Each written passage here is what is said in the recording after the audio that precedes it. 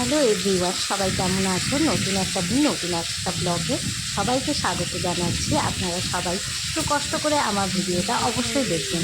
তো আজকে কিন্তু আবার চিকেন কষা রান্না দিয়ে, চিকেন কষা বলছি না, আমি বলি মাংসের ঝোল বলতে একটু ভালো লাগে না? মাংসের ঝোল এই কথাটা শুনতে। তো আজকে যিনি রান্না করছেন তিনি হচ্ছেন আমার হাজবেন্ড, মানে আমার স্বামী, তোমাদের দাদা। তো আজকে একটু ছুটি পেয়েছে, মানে কাজের একটু কম কাজের চাপটা রয়েছে, তো তাই জন্য বললো ঠিক আছে আজকে আমি মাংসটা তোমাদের রেঁধে খাওয়াবো। তার আরও একটা বড় কারণ আছে। তার কারণটা হলো এই যে ওর মেয়ে, মানে আমাদের মেয়ে ওর বাবার হাতে রান্না খেতে খুব ভালোবাসে, বিশেষ করে চিকেন কষা আর কি। একটা লাল লাল মাংসের ঝোল ভীষণ খেতে ভালোবাসে।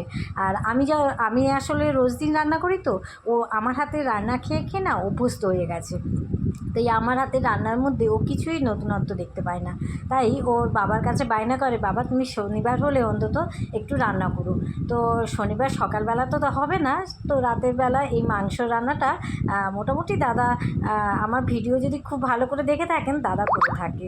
তো তো দাদা কিন্তু শুধু মাংসটাই রান্না করছে, কিন্তু সমস্ত ব্যবস্থা আমাকে করে দিতে হয়। এই যে পেঁয়াজ বাটা, আদা রসুন বাটা, কাঁচা লঙ্কা বাটা, আর সব অ্যারেঞ্জমেন্ট আমাকে করে, আলু কেটে, ও শুধু ভেজেটা নয়। এই যে মেয়ে এসে গেছে, বাবা রান্না করছে, বললাম না, বাবা রান্না করলে একটা আলাদা ওর অনুভূতি হয়।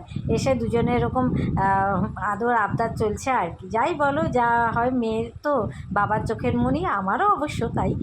তো যাই হোক, এই হচ্ছে আজকে আমাদের রাত্রের মেনু, মানে চিকেন কষা। আর হচ্ছে অবশ্যই দেখতে পাবে পরবর্তী কি মেনু রয়েছে, কি দাদা রান্না করে।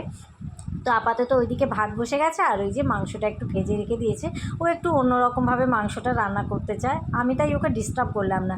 যদি কাজে ভুল ধরি জানেন তো, আর কাজ করতে চাইবে না, তাই জন্য আমি আর ওর কাজের কোনো ভুল ধরলাম না। ও ওর মতো করে রান্না করছে, ও ওর প্রসেসে করছে, আমি আমার প্রসেসে করি।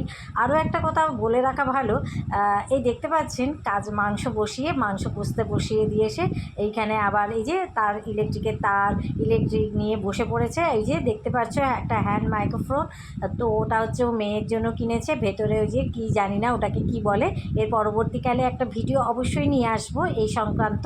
তো ওটাকে কি বলে আমি জানি না, ও রেডি করছে, ওর মেয়ে গান গাইবে বলে এই মাংস, ভেজে রাখা মাংসটা আর আলুটাও তুলে দিল। যাই হোক, এই সম্পর্কে একটা কথা বলে রাখা ভালো, আমি যখন বিয়ে হয়ে আসি ওদের বাড়িতে, বিশ্বাস করবেন না, আমি কিন্তু কিছুই রান্না জানতাম না। মানে আলু ভাজতে বলে একদিকের আলু পুড়িয়ে ফেলতাম, লাল চা করতে বললে তেতো করে ফেলতাম, দুধ চা করতে বললে কালো করে ফেলতাম। মোটামুটি আমি রান্নার রও জানতাম না। আর আমার কিন্তু আজ এই রান্না শেখা দাদার কাছ থেকে। আর আমার যে দিদি ছিলেন, দিদি যখন রান্না করতেন তখন আমি সামনে দাঁড়িয়ে দাঁড়িয়ে রান্নাগুলো শিখে নিয়েছি। এখন মোটামুটি পারি। তো এইদিকে আবার চলে এলাম, দেখছি মেয়ে কী করছে। ও পায়ে ঘুঙুরটা বেঁধে নিচ্ছে, ওর সামনে নাচের পরীক্ষা রয়েছে, সেটা একটু প্র্যাকটিস করছে। মানে যেহেতু সময় পায় না, এই রাত্রি করেই ও প্র্যাকটিসটা করে নেয়। তো সব কাজই চলছে, একদিকে বর রান্না করছে, একদিকে মেয়ে নাচ প্র্যাকটিস করছে, আর একদিকে আমি ভিডিও বানাচ্ছি। মানে আজকে আমি ফ্রি। আমার না শনিবার রাত ফ্রি হলে ঠিক রান্না করতে ইচ্ছে করে না আর কি। যেদিন দাদা ওই জন্য ফ্রি থাকে বলি একটু করো, তবে ও করে। আর এই যে প্রথম টেস্ট কিন্তু আমি করব, দাদা কাউকেই টেস্ট করতে দেয় না। তো আজ বলে নয়, এটা সব সময়ই হয়ে এসছে। ও রান্না করবে আর টেস্টটা আমাকে করতে হবে, আমাকে বলে দিতে হবে নুন টুন ঠিকঠাক আছে কি না, কারণ ওনার লবণের ভাগটা একটু বেশি দিয়ে ফেলে। তাই আমি আগে থেকে বলে রেখে দিয়েছিলাম লবণটা একটু কম করে দেবে, প্রয়োজন হলে আবার দেবে। ঠিক আছে, এই যে আমি রান্না জানি না জানো তো, এর পরবর্তী না একটা ভিডিও আনবো যে কিভাবে আমি রান্না শিখেছি।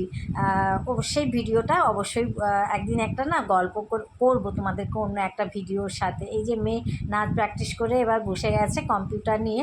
আসলে ওর সব মানে রোজ দিন টেস্ট পড়ে যাচ্ছে স্কুলে, ওই মানে সারপ্রাইজ টেস্ট পড়ছে, নাচের পরীক্ষা রয়েছে, সব নিয়েও মোটামুটি ব্যস্ত। এই যে দাদা ফুলকপি ভাজা বসিয়ে দিয়েছে। তো আজকের ভিডিওটা কেমন লাগে